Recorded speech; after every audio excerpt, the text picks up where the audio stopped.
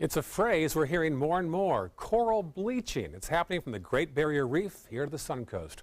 More on this now from our Kate Flexter. Kate? Well, thanks, Ray. Scientists call it the canary in the coal mine. They say it's a sign that something might not be right in our oceans. From above, waters off the coast of Sarasota are the picture of health.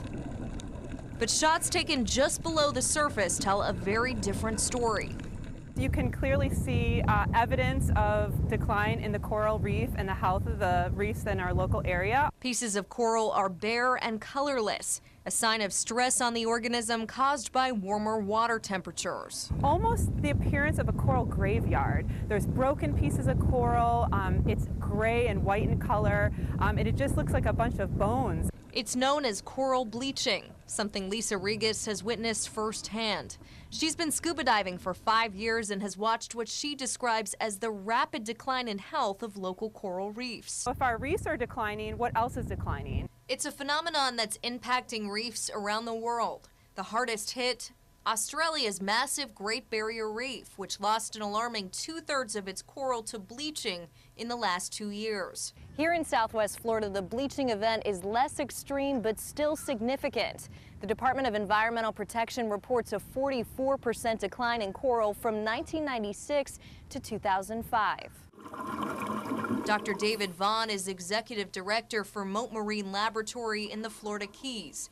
He leads a team of scientists to research and restore coral reefs. These are like the underwater oasis. It's where most of the fish go to feed, to breed, and to get away from predators or nursery grounds. Coral makes up less than 1% of the bottom of our oceans, and yet it plays a major role in underwater ecosystems.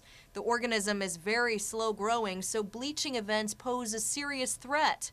That's why Vaughn and his team of scientists not only work to research coral bleaching, but also to restore the organism, raising fragments of the threatened staghorn coral and planting them in the wild. We can produce thousands of corals, just like somebody could produce thousands of trees, and we're replanting them so that we have a functioning ecosystem of a beautiful coral reef for the enjoyment of everybody.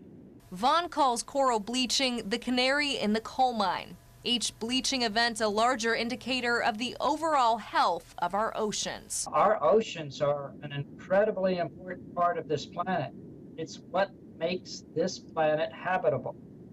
And if we start losing our oceans one step at a time, we better start being concerned about mankind on this planet. Regis encourages beachgoers to take a look below the surface and keep in mind how the health of our coral could impact our way of life. So not very many people actually have the opportunity to get underwater and see what's even just offshore 50, 100 feet, which is a beautiful reef system that clearly has a decline in its health. Florida's coral reefs also generate an estimated $6 billion and more than 70,000 jobs. Interesting. Okay, thank you, Kate. Up next, we'll talk to the experts about the local impact of coral bleaching.